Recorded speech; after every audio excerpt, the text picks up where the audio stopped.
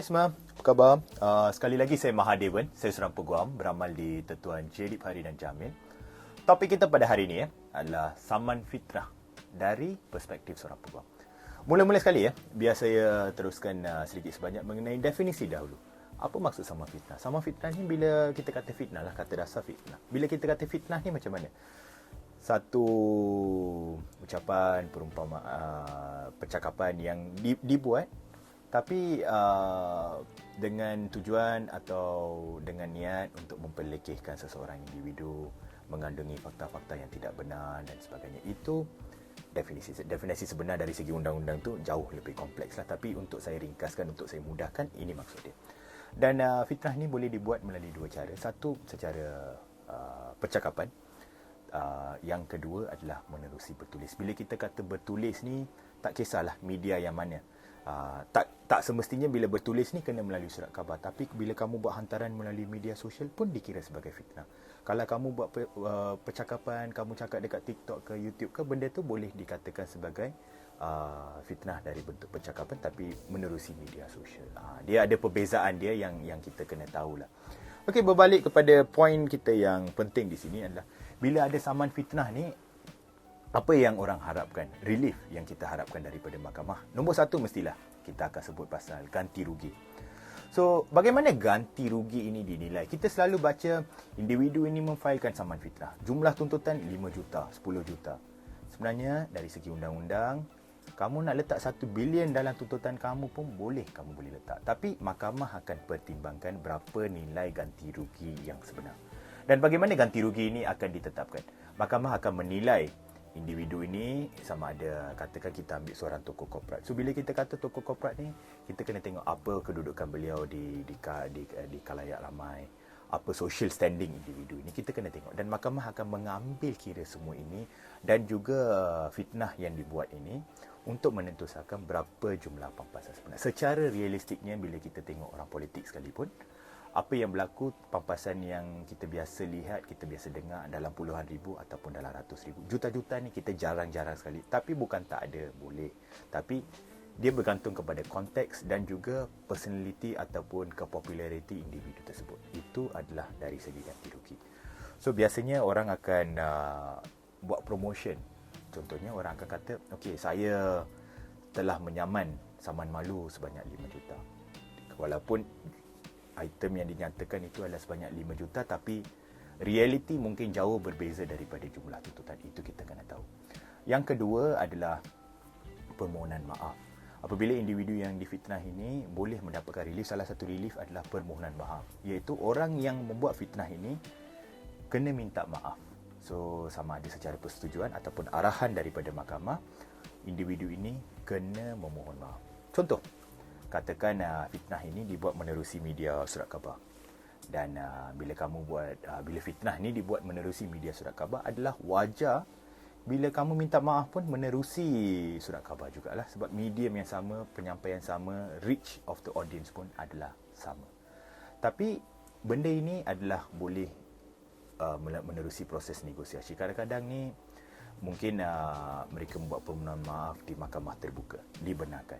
Ataupun mereka ingin membuat permohonan maaf menerusi media sosial, dibenarkan. Tapi kena ada persetujuan kedua pihak. Kadang-kadang ni mungkin fitnah ini dibuat di media sosial secara terbuka, tapi individu yang buat fitnah ni dia ingin memohon maaf secara tertutup. Tak boleh lah. So kamu nak fitnah secara terbuka, tapi kamu nak mohon maaf secara tertutup. Biasanya tak boleh. Tapi mungkin individu yang kena fitnah ni mungkin dia nak closure ataupun dia nak kes ini selesai cara baik. Dan dengan persetujuan individu yang kena fitnah ini, yang memfailkan saman ini, kalau ada permohonan untuk memohon maaf secara tertutup, boleh dibenarkan, tapi ini kena menerusi persetujuan lah. Ini kita kena ingat. Seterusnya kita juga kena lihat aspek pembelaan. Okey, bila seseorang individu ni disaman di bawah saman fitnah, tidak bermaksud individu ni automatik bersalah, kena bayar. Mestilah ada pembelaan. Takkanlah orang tu tuduh kita terima saja, tak boleh. Apa pembelaan yang kita ada? Satu, fakta, kebenaran. Okey, saya bagi contoh. Mungkin saya ni curi duit kamu lah, 10,000. Lepas tu, kamu pergi sebarkan, kamu buat satu artikel, kamu kata saya ni curi duit kamu sebanyak 10,000, kamu pergi sebarkan di media sosial. Saya saman kamu sebab saya rasa saya ni malu sebab tindakan kamu ini. So bila saya saman malu, minta maaf ya, kita sebut saman fitnah. Istilah saman malu ni sebenarnya tidak wujud. So bila kita kata saman fitnah ini, saya filekan terhadap kamu. So bila saya filekan terhadap kamu ni, kamu kena tunjukkan apa yang kamu nyatakan ini adalah satu fakta ataupun sesuatu yang benar. Tapi beban pembuktian adalah terhadap kamu lah. So selagi mana kamu boleh tunjuk saya benar-benar menipu kamu sebanyak 10,000, kamu tidak terpaksa ataupun tidak perlu untuk membayar tuntut. Tapi ini macam kita cakap ni, dia fact sensitif. Dia saman fitnah ni, dia sesuatu yang sangat sensitif terhadap fakta. So setiap satu isu ni kita kena nilai satu persatu apa yang berlaku, apa yang dibuat dan apa akibat dia. Kita kena lihat. Dia bukan sesuatu yang macam kamu rasa macam okey, kamu tengok video ni kamu kata okey macam ni. Lawyer ni cakap macam ni, tak. Kita kena tengok fakta dia satu persatu. Tapi secara amnya apa yang saya cakap ni, ini cara dia lah. Alright. Yang kedua adalah, pembelaan yang kedua adalah fair comment ataupun komen yang adil. Ini lagi satu. Katakan kamu pergi tengok movie ni. Lepas kamu tengok movie ni, kamu buat satu review filem. Dalam review filem ni kamu kata watak utama ni lakonan dia kurang elok ataupun beliau tidak dapat meluahkan scene-scene yang emosional tu, mungkin individu ni, pelakon ni tak jadilah ataupun lakonan individu ni tak jadi. Kamu buat satu komen, kamu buat satu artikel. Lepas tu aktor ni, pelakon ini bila dia lihat artikel kamu ni, dia rasa sungguh marah sebab dia kata mana boleh, sebab dia dah berlakon dengan baik, kamu bagi kritikan dan sebagainya. Selagi mana kritikan kamu ini sesuatu yang munasabah, selagi mana kamu bagi review, bukan kamu bagi review sebab kamu tak suka muka dia. Apa yang kamu nyatakan ini adalah satu komen. Sebab movie, ekspresi, semua ni adalah sesuatu yang subjektif. Selagi mana komen kamu ni adalah sesuatu yang subjektif dan adil, ianya boleh digunakan sebagai satu pembelaan. Dan seterusnya ada lagi beberapa pembelaan lain. Ada bukan dua pembelaan ini saja, tapi dalam konteks kehidupan seharian kita, dua pembelaan ini adalah pembelaan yang bagi saya adalah penting. Yang lain-lain tu biasanya tak relevan lah dalam kehidupan seharian kita.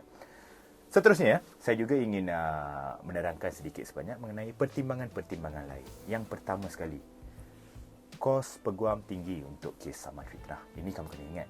Biasanya bila ada saman fitnah ni, orang emosi tinggi, orang emosional, orang kata, oh tak bolehlah dia memperlecehkan saya malulah, saya nak saman dia, saya nak ajar dia satu pengajaran. Boleh. Tapi ambil masa, fikirkan dulu kos undang-undang, kamu tengok. Kalau kamu rasa kamu nak teruskan, kamu teruskan. Itu hak kamu. Kedua, kadang-kadang orang juga teruskan tindakan saman fitnah ini sebab mereka ingin menjaga image.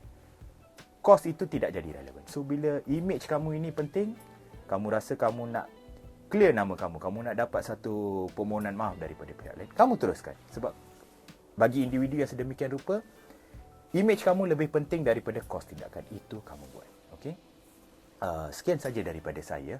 Saya berharap apa yang saya sampaikan hari ini dapat sedikit sebanyak membantu tuan-tuan dan puan-puan untuk mengetahui dengan lebih lanjut mengenai topik ini. Macam biasa, jika ada persoalan, sila ajukan. Saya akan cuba yang terbaik untuk menjawab. Dan semoga kita berjumpa lagi dalam topik kita yang akan datang. Semoga kita berjumpa lagi. Terima kasih.